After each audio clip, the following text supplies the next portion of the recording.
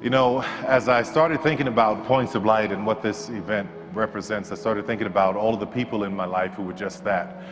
People who let their light so shine before me in some of my darkest times. I grew up in New Orleans. My mother worked as a daycare assistant at the Jewish Community Center. The man that I was told was my father was a carpenter and a functional alcoholic. He was abusive to my mother and I, so needless to say, for most of my younger years, I was angry. And by the time I entered into adolescence, I was furious. God knew I needed points of light. So he gave me a praying mother.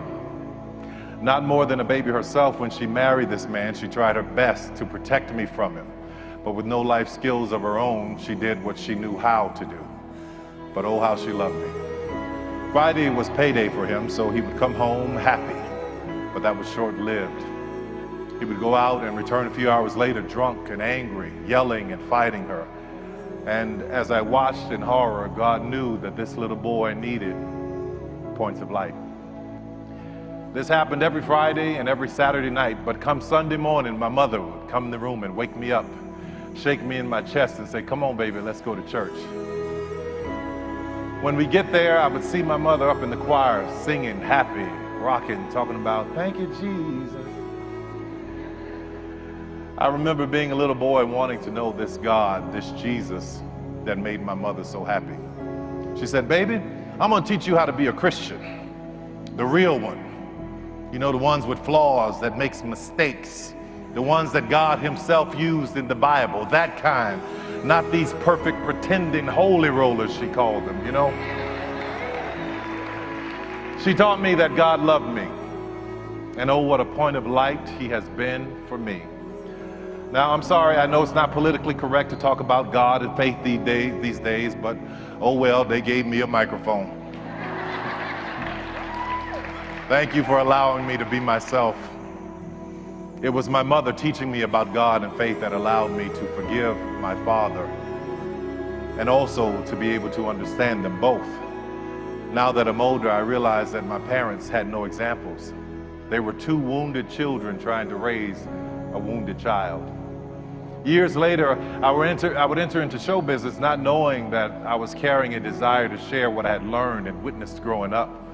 Not knowing that the very people that had made me laugh and made me cry and made me happy, made me sad, and literally had made me, were showing up in my work. Their lives, their stories, their hopes, their dreams, their despair were all on display in my films and my storytelling. I only wanted to bring laughter and light now because I had seen so much darkness growing up. I was writing about things that were raw and guttural, my own experiences, so much so that it made the critics uncomfortable. It was crass and abrasive to the trained eye, offensive they called it. But while they were writing their reviews, I was receiving emails and likes on Facebook by the millions from people all around the world who got it. Like the letter I got from a woman who said, "My sister saw Diary of a Mad Black Woman, and you did in 2 hours what my family has been trying to do for 12 years. She's leaving an abusive relationship."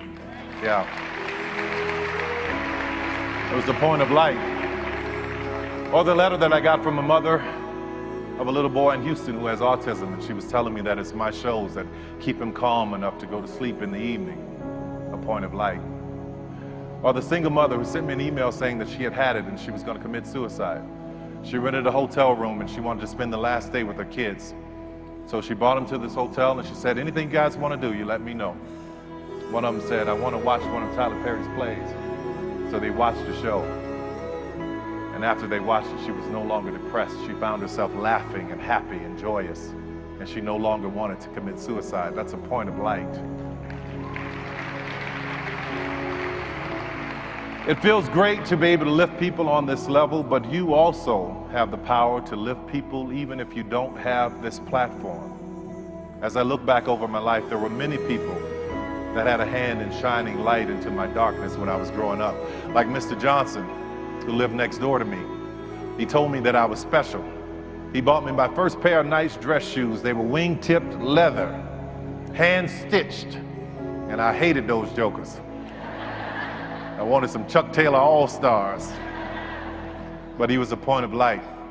And then there was my Aunt Jerry, who was the polar opposite of my mother when it came to men. This woman would shoot first and ask questions never. She taught me how to stand up for myself. She was a point of light with a good aim. And then there was Mr. Butler. Let me tell you how I met Mr. Butler.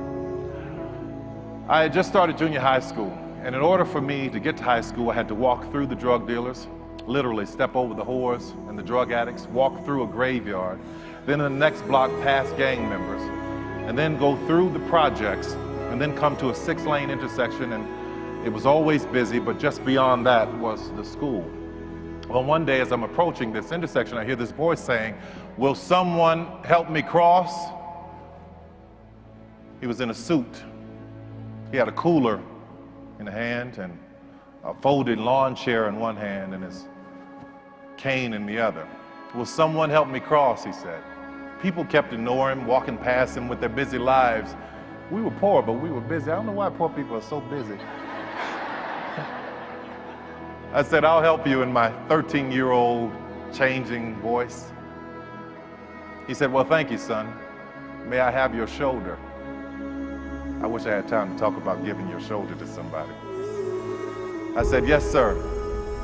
He said, "Don't trick me now." I said, "No, sir, I won't." We crossed the street. I asked him where he was going. He told me that he was going to my school to sell praline candies to the kids. So I helped him to the school, and he said thank you, and he told me that God would bless me for my kindness. He and I became friends. We took that walk every day. I came out of school one afternoon, and there he was sitting outside in that lawn chair selling praline candies, 25 cents. And I saw one of the kids try to buy candy, right? And they gave Mr. Butler $1, and they told him it was a $5 bill. I stepped in and I said, "Mr. Butler, this is a scam." Needless to say, I had a lot of enemies at that school, but it didn't matter. I was glad to do it. You see, Mr. Butler was one of the first men in my life to see me. And what made it all the more special is that he was blind. He was a point of light. One morning I was late meeting him, and as I walked up to the intersection, I could see Mr. Butler standing there, not saying a word. So I tipped up behind him and I said, "I'm not gonna say anything. I'm just gonna wait to see what happens." He said, "I know you're there, son." I said, "Yes, sir, I am." I said, "I didn't hear you saying, 'Will someone help me cross?'" He said, "No, I was listening for you." I said, "You were?" He said, "Yes.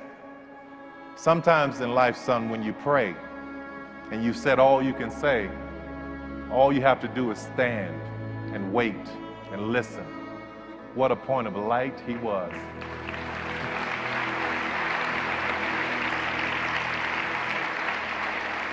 There are many people in this world that are wanting, waiting, saying, asking, begging, hoping, "Will someone help me cross?"